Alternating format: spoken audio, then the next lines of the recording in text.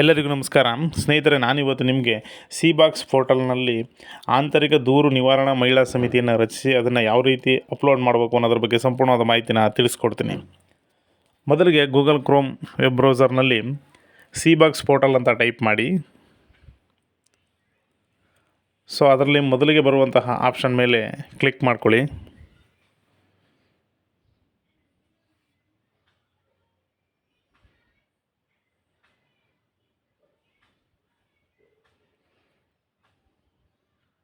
ನಂತರ ಈ ರೀತಿ ಒಂದು ಸಿ ಬಾಕ್ಸ್ ಪೋರ್ಟಲ್ದು ಮೇನ್ ಪೇಜ್ ಓಪನ್ ಆಗುತ್ತೆ.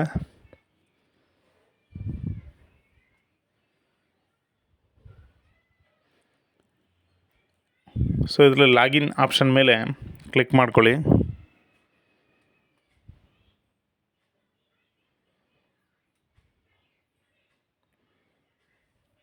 ಓಕೆ, ನಾನೀಗ ಲಾಗಿನ್ ಬಟನ್ ಮೇಲೆ ಕ್ಲಿಕ್ ಮಾಡ್ತಾಯಿದ್ದೀನಿ. ನಂತರ ಯೂಸರ್ ನೇಮ್ ಮತ್ತು ಪಾಸ್ವರ್ಡ್ನ ಕೇಳ್ತಾ ಇದೆ.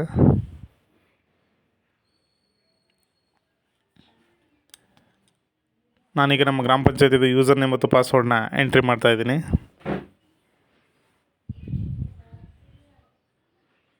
ಓಕೆ, ನಂತರ ಈ ರೀತಿ ಸಿ ಬಾಕ್ಸ್ದು ಗ್ರಾಮ ಪಂಚಾಯತಿದು ಹೋಮ್ ಪೇಜ್ ಓಪನ್ ಆಗುತ್ತೆ. ಓಕೆ, ಇದರಲ್ಲಿ ಲೆಫ್ಟ್ ಸೈಡಲ್ಲಿ ಒಂದಷ್ಟು ಆಪ್ಷನ್ಸು ಶೋ ಆಗುತ್ತೆ. ಸೊ ಅದರಲ್ಲಿ ನಾವೀಗ ಏನೀಗ ನಾವು ದೂರು ನಿರ್ವಹಣಾ ಸಮಿತಿ ಏನು ರಚನೆ ಮಾಡಿದ್ದೀವಿ, ಆ ಸಮಿತಿಯಲ್ಲಿ ಯಾರ್ಯಾರು ಸದಸ್ಯರಿದ್ದಾರೆ ಅವ್ರನ್ನ ಇಲ್ಲಿ ಎಂಟ್ರಿ ಮಾಡ್ಕೋಬೇಕಾಗುತ್ತೆ. ಅದಕ್ಕಾಗಿ ನಾವು work place and IC management ಅಂತ ಏನು ಆಪ್ಷನ್ ಶೋ ಆಗ್ತಾಯಿದೆ ಅದ್ರ ಮೇಲೆ ಕ್ಲಿಕ್ ಮಾಡ್ಕೋಬೇಕಾಗತ್ತೆ.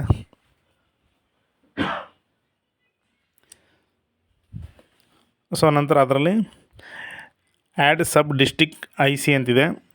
ಸೊ ಅದನ್ನು ಕ್ಲಿಕ್ ಮಾಡ್ಕೋಬೇಕು.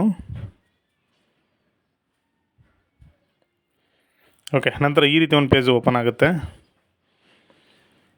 ಸೊ ಇಲ್ಲಿ ನಾವು 1 by 1 ಡೀಟೇಲ್ಸ್ನ ಆ್ಯಡ್ ಮಾಡ್ಕೋತಾ ಹೋಗ್ಬೇಕಾಗುತ್ತೆ.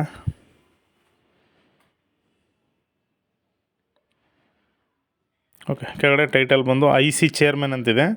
ಸೊ ಈ ಸಮಿತಿಗೆ ಅಧ್ಯಕ್ಷರಾಗಿರ್ತಾರೆ, ಅವ್ರ ನೇಮು ಮತ್ತು ಅವ್ರ ಡೆಸಿಗ್ನೇಷನು, ಅವ್ರ ಫೋನ್ ನಂಬರು ಮತ್ತು ಮೇಲ್ ID ಹಾಗೂ ಆಫೀಸ್ ಅಡ್ರೆಸ್ನ ನಾವಿಲ್ಲಿ ಎಂಟ್ರಿ ಮಾಡಿ ಸೇವ್ ಕೊಡ್ತಾ ಹೋಗ್ಬೇಕಾಗುತ್ತೆ. ಮೊದಲಿಗೆ ನಾನು ಈ ಸಮಿತಿ ಅಧ್ಯಕ್ಷರನ್ನ ಎಂಟ್ರಿ ಮಾಡ್ತಾಯಿದ್ದೀನಿ.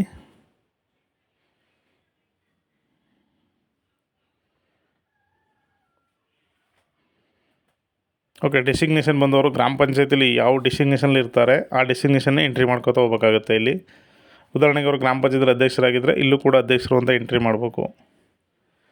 ಸೊ ನಂತರ ಒಂದನ್ನ ಎಂಟ್ರಿ ಮಾಡಿದ ನಂತರ ಆ್ಯಡ್ ನ್ಯೂ ಆಪ್ಷನ್ ಮೇಲೆ ಕ್ಲಿಕ್ ಮಾಡಿ. ಸೊ ಮತ್ತೊಂದು ಟ್ಯಾಬ್ ಓಪನ್ ಆಗುತ್ತೆ.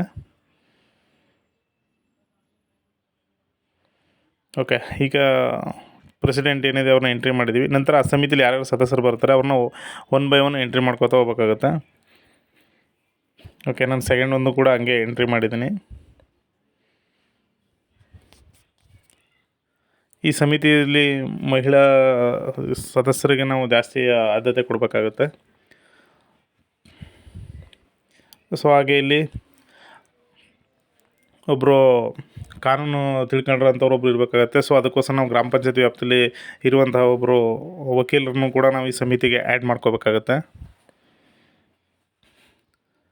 ಹಾಗೆ ಗ್ರಾಮ ಪಂಚಾಯತಿಯ ಸೆಕ್ರೆಟರಿ ಅಥವಾ SD ಅವರವರು ಕೂಡ ಇದರ ಕಮಿಟಿ ಒಳಗಡೆ ಬರ್ತಾರೆ. ಅವರು ಕೂಡ ಸದಸ್ಯ ಕಾರ್ಯದರ್ಶಿ ಆಗಿರ್ತಾರೆ. ಸೊ ಎಲ್ಲನೂ ಎಂಟ್ರಿ ಮಾಡಿದ ನಂತರ ನಾನು ಫೈನಲ್ ಆಗಿ ಇಲ್ಲಿ ಸಬ್ಮಿಟ್ ಆಪ್ಷನ್ ಮೇಲೆ ಕ್ಲಿಕ್ ಮಾಡ್ತಾಯಿದ್ದೀನಿ.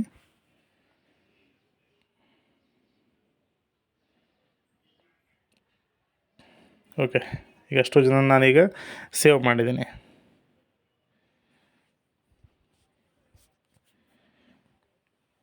ಓಕೆ, ಅದರಲ್ಲಿ ಏನಾದ್ರು ಕರೆಕ್ಷನ್ ಇದ್ದರೆ ನಾವು ಅದನ್ನು ಎಡಿಟು ಕೂಡ ಮಾಡ್ಕೋಬೋದು.